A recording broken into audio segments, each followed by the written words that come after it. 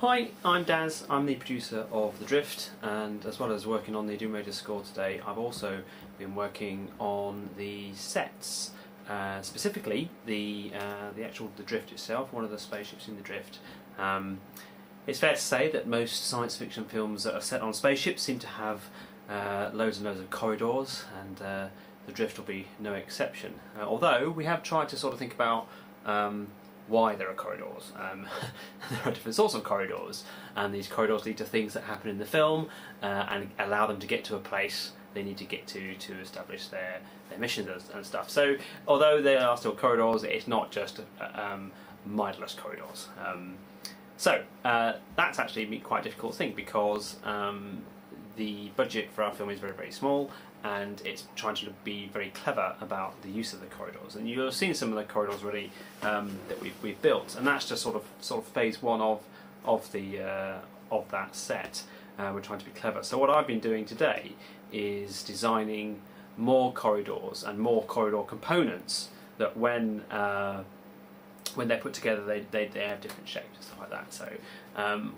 And it's all about keeping the cost down, and it's also about maximising the use of the space that we have. So clearly we can't build all the corridors all at once, because that would cost too much money and it would take up too much space.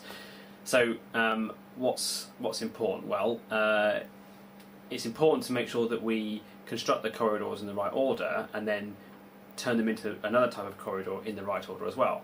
And what I've been doing today is sort of devising a plan to do that. So using Lego, as you've probably already seen before with the Deliverance, I've been working on lots of corridor pieces here, all different sort of shapes, and then coming up with designs. So anything from something sort of like that.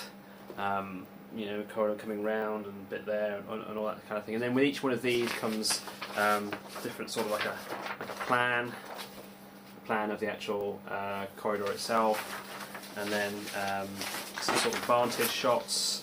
There's like a sort of vantage shot there of what it might look like, sort of going through the corridor, that sort of thing. And then just basically just done a variety of sort of designs. I've also mixed in sort of green screen as well, so that it's not just about having curves and stuff like that, but it's about having, you know, a green screen that we can then use to develop and add more corridors or backdrops or windows or whatever, and then sort of simple sort of straight line designs there as well. There's another nice one there, sort of balcony area here, where so again sort of come out to like an open area sort of thing. What the plans are on that. So again, you can see all the different components. And then what I've done is each component's got a number, and I've sort of marked them down. So that's what I've been doing. I mean, and it's taken. You know, I'm not the cleverest person on the planet. And actually, another way of making it really easy was then I then printed out all those little the plans there, and then cut them up, and then put them into little laminated pieces like this.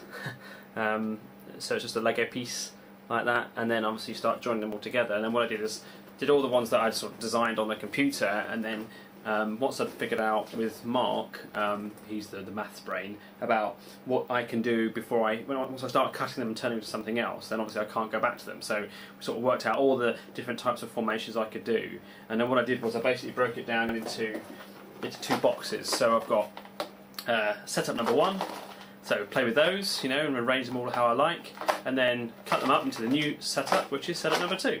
And then I did the same for that. And the great thing is that I've still got these, so clearly I haven't cut any wood yet, so I can go back to these and then lay them out, take pictures, and then send those pictures off to my builders or whatever, and start looking at other options.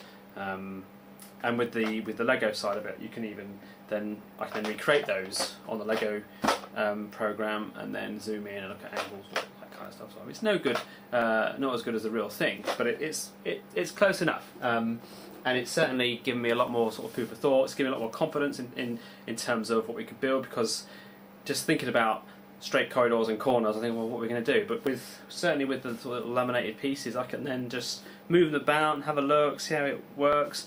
I know how big each of the pieces are. I know how long each section is. Typically 8 feet. It's either 8x4 or 8x8. or 4x4. So that's easy, relatively easy to then sort of figure out how large that set's going to be, and then map that on top of the set area that I've already got and work out whether it's going to fit, which way it's going to orientate.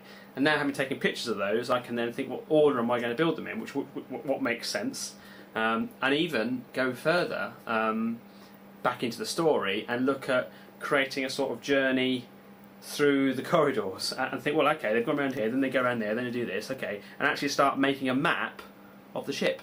So that's very handy as well, and that's all come from that. So quite a productive day. The next thing now then would be to then look at the next ship that they move into and do the same again. So and a lot of that second ship will be made from the first piece of sets. So like going from cutting them to make slightly different sets into the next one, when you really can't go back because you're completely redesigning, you're just using the same wood. That's just a cost thing, it's just making use of the wood twice. Then you really can't go back. So that's a really important thing to work out. So it's a good way to sort of adopt this sort of model and take that forward. That's it, really. Oh yes, and something for next time. I got an email today from Andy, who is working on the props, and he has just sent me a really cool picture of a helmet that he's made from a bin. Now it sounds a bit weird, but actually it looks really good, and I'm very excited. And I'm going to see that on Thursday. So if I will be taking the camcorder when I meet up with Andy, and we'll be filming that, probably putting it on and stuff. So hopefully the next diary that we do, you'll get to see that, because we're all really excited. And that's it.